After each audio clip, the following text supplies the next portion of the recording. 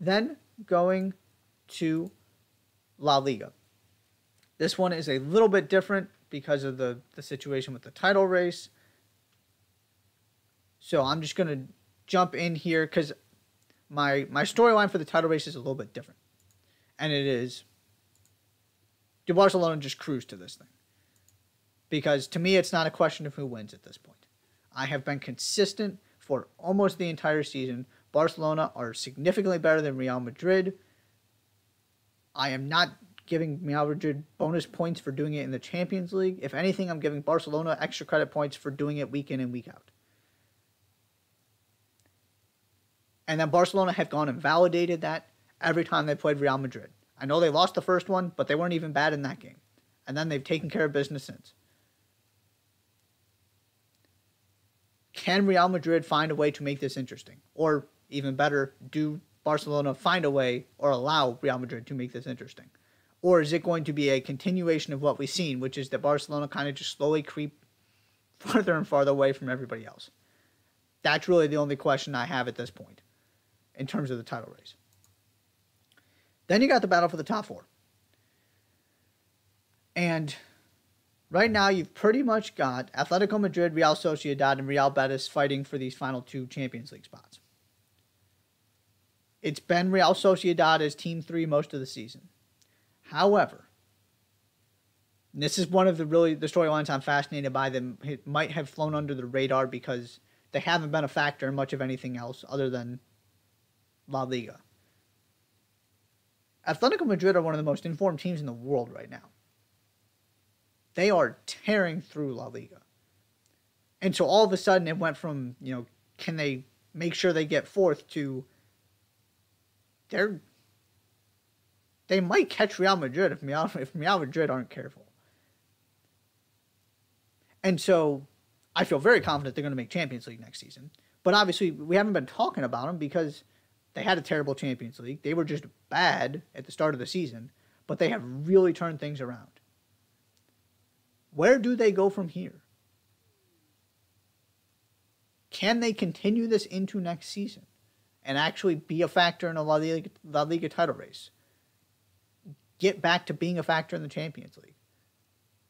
This is one of the most interesting things happening in Spain to me.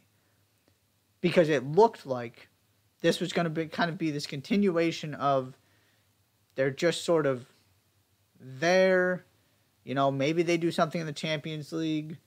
But this isn't the team that won the La Liga title. This isn't the team that made Champions League finals. Can they get back to that? What does next season look like? Because you've undergone so many changes with, João Felix out, Antoine Griezmann in. There's been kind of this evolution. And then just the Simeone part of this is also fascinating. Because there was a point where it very much felt like this was just kind of the end. And then all of a sudden they started winning every single game they played. And now the story is very different. And then, of course, you got your relegation battle. Elche are effectively going down, barring some kind of miracle. And then you've got 7 teams within 3 points of the relegation zone. 2 of those teams are Sevilla and Valencia. Sevilla in particular. We talk about this in England with, Everton having one of those seasons, West Ham, Leicester, this idea of these big clubs going down. It's not the only place it's happening.